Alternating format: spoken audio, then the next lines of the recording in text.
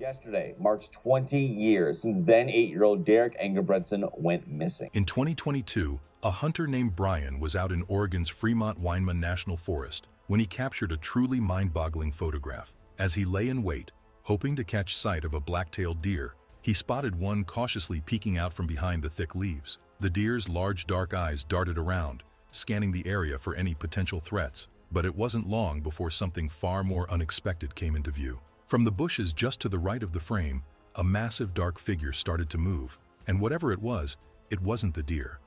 Derrick's mysterious disappearance. But that wasn't where this chilling tale began.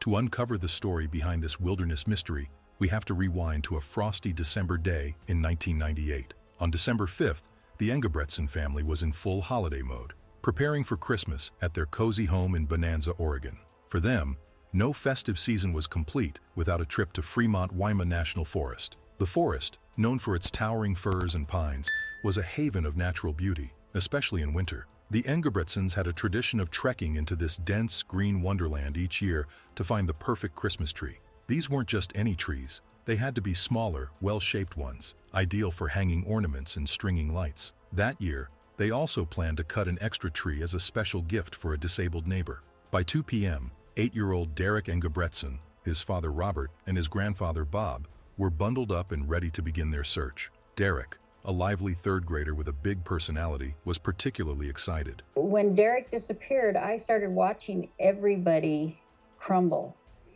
and I couldn't do that.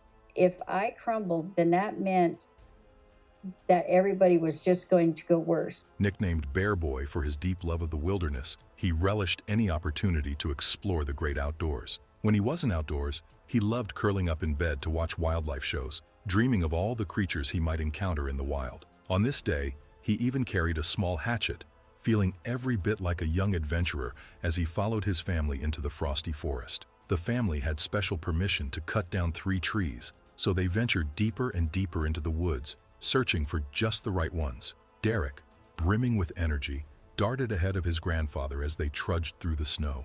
Bob later recalled that his grandson was always full of curiosity and had a natural tendency to explore. The forest seemed like a giant playground to the young boy. At one point, Derrick excitedly asked if he could run even farther ahead toward a set of tracks he had spotted in the snow. Bob didn't think much of it and gave him the go-ahead. After all, they were deep in the forest, far from any danger, and the tracks looked familiar, most likely left by Robert, Derrick's father, as he scouted for trees nearby. However, as Derrick sprinted off toward the tracks, something strange caught Bob's attention. The footprints in the snow were much larger than those of an average human. In fact, they were so large that they seemed almost unnatural. Bob assumed there had to be a logical explanation, but that moment would soon prove to be the beginning of a heart-stopping nightmare.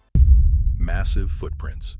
Bob initially dismissed the odd size of the footprints, reasoning that Robert might have been wearing new snow boots. The thought left his mind as he focused on cutting down trees. Robert Engebretson combed the areas around Rocky Point every weekend for nearly 2 years after the official search was called off. Because this case is still an open investigation, if you know something about Derrick's disappearance, contact the Klamath County Sheriff's Office. But soon, Robert and Bob regrouped, and that's when the realization hit them like a ton of bricks. Derrick wasn't with either of them. Each had assumed the boy was with the other, but he was nowhere in sight. Panic began to bubble over as they shouted his name into the forest. The only sounds that came back to them were the rustling of wind through the trees and the faint cries of distant deer. Then, Bob's stomach dropped. A chilling realization hit him.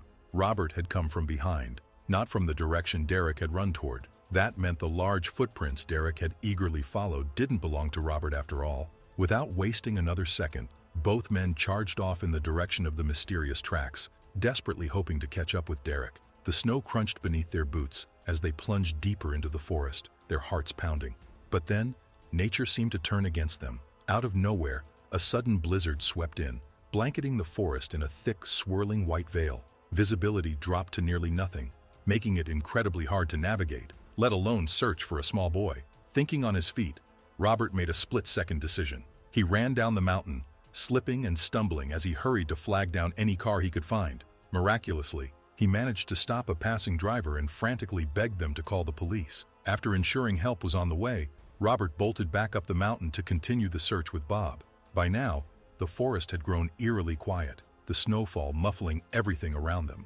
As the two men scanned the ground for any sign of Derrick, they came across something strange, a snow angel. The impression in the snow looked exactly like the kind kids make when they lie down and wave their arms and legs back and forth. At first, hope lit up in their hearts. Could Derrick have made this? But as they studied it further, doubt crept in. Animals like squirrels or rabbits could leave similar marks, albeit smaller ones. The snow angel felt like a clue, but it was a frustratingly confusing one. Time was slipping away, and the sky was beginning to darken. By now, it was 6 p.m., and the forest was growing colder and more forbidding by the minute.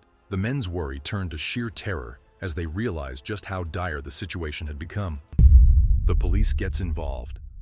Finally, a few hours after Derrick had disappeared, the police arrived. Their arrival brought a sliver of relief, but also a heavy sense of urgency. The wilderness was vast, the temperatures were plummeting, and the snowstorm showed no signs of letting up.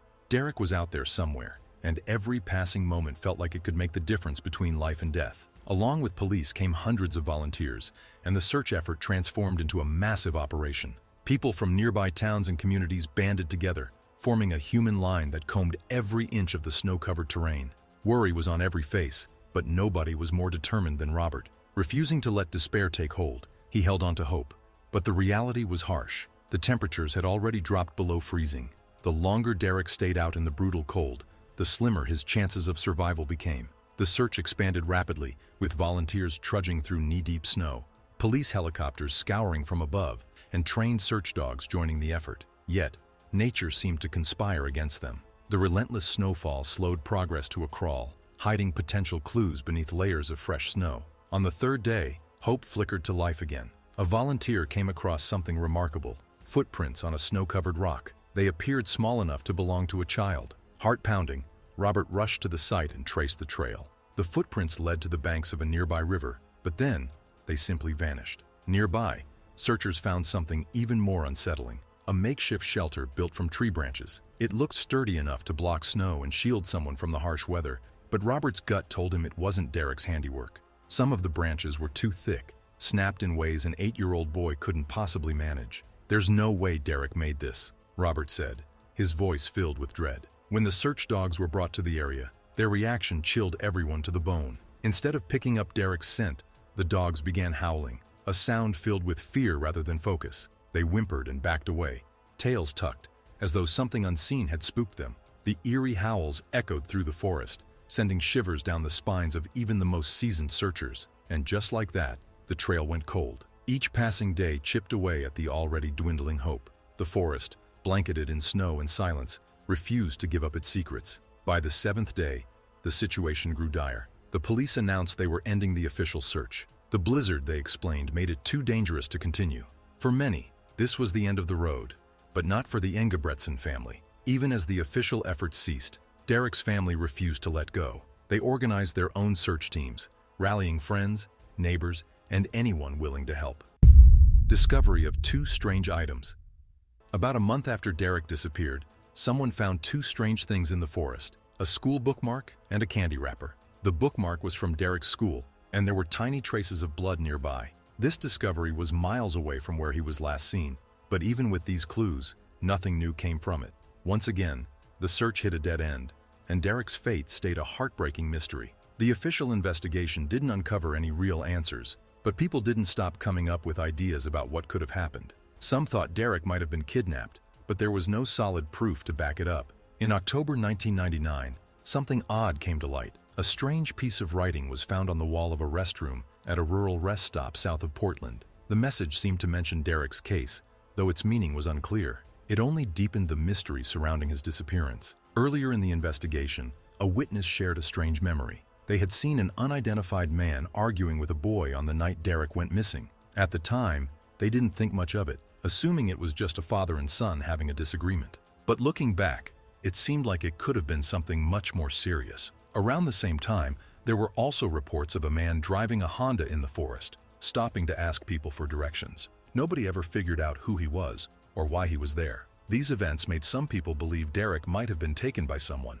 But without more evidence, no one could say for sure. Even now, years later, Derrick's disappearance remains a mystery, leaving his family and the community without the answers they so desperately wanted. These suspicious events gave more weight to the theory that Derrick might have been kidnapped. Then, in 2008, a man named Frank J. Milligan was charged with the kidnapping and murder of a child in a separate case. Investigators looking into Derrick's disappearance wondered if Frank might have been involved. However, with no solid evidence linking him to Derrick, this remained just a theory. Some people argued against the idea that Derrick had been abducted. While Frank had a disturbing history of targeting young boys, his crimes typically happened near schools and neighborhoods, not in remote, snowy mountains. Also, the footprints Robert found showed that Derrick was heading up the mountain, a place Frank would have little reason to be, especially in freezing weather. Another theory, much stranger, suggested that Derrick's disappearance could involve something not entirely human. Independent investigator David Paulides put forward this unsettling idea. According to Paulides, hundreds of people, including many children, vanish in North American forests every year under mysterious circumstances. He claimed these disappearances often happen suddenly, with kids vanishing in minutes, never to be seen again. In Oregon alone, Paulides found records of over 400 missing person cases in just 1 year. To him, the sheer number of cases seemed almost unbelievable and pointed to something unusual lurking in the wilderness. Some theories even ventured into the supernatural. Bigfoot took the boy. The possibility that Bigfoot could be connected to Derrick's disappearance is not a thin one. In 2023, discussions about the case resurfaced on social media, sparking debates and theories. One commenter claimed that Bigfoot might have a unique interest in children. According to this theory, the creature supposedly uses simple objects like sticks or shiny trinkets to catch a child's attention, luring them closer before taking them away. The commenter even suggested that the snow angel found by Derrick's grandfather might not have been made by Derrick himself, but by Bigfoot, as a way to draw him toward danger. This idea gained momentum due to a chilling account from 2022 involving a hunter named Brian. While in the mountains of Oregon, Brian had set up a trail camera that recorded what he described as a massive humanoid figure ambushing a black-tailed deer. He explained how the creature appeared to use a strategic approach, laying out berries to lure the deer into a trap before striking. Brian described the creature's actions as precise and calculated, comparing it to a highly skilled hunter. On a separate hunting trip, Brian came across another unsettling scene, a deer with its head violently twisted off. The ghastly sight convinced him that the creature responsible must possess immense strength. He described the method of the attack as brutal and unnatural, further fueling suspicions about the capabilities of such a being. The head was completely gone, Brian had reportedly said, noting that the sheer power required for such an act was far beyond anything ordinary. These eerie accounts added fuel to the Bigfoot theory, with some suggesting that if a creature like this exists, it might have been capable of taking a child. Supporters of this idea pointed out that Oregon's dense forests and remote wilderness could easily hide such an elusive creature. People in the community began connecting Brian's unsettling story with the long-standing theories proposed by independent investigator David Paulides. Paulides had spent years researching mysterious disappearances, often involving children, and suggested that some vanishings might be linked to unknown creatures hidden deep within the wilderness. In Derrick's case, this theory took on an eerie shape, with some speculating that the boy wasn't simply lost or attacked by a typical predator, but was taken by a creature many believe to be Bigfoot. When all the details are pieced together, this theory starts to form a disturbing narrative. On December 5th, Derrick's family was spending time in the snowy wilderness. Being a curious and adventurous young boy, Derrick wandered off, just slightly beyond his grandfather's sight. Not far from the group, he came across a set of footprints in the snow.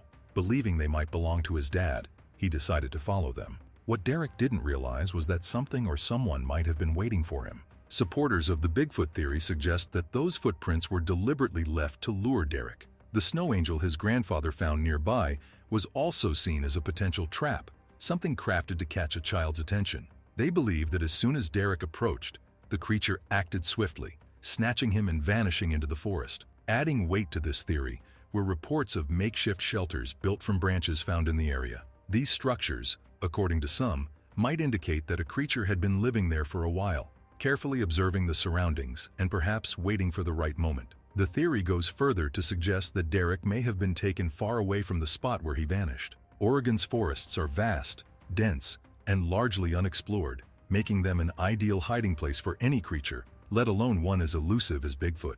Despite the chilling allure of this theory, it remains purely speculative and unsupported by concrete evidence. The authorities, who investigated Derrick's disappearance thoroughly, leaned toward a much more somber explanation. According to their findings, Derrick likely got lost after wandering off and succumbed to the harsh winter elements. With freezing temperatures, deep snow, and a rough landscape, survival would have been incredibly difficult for a child his age.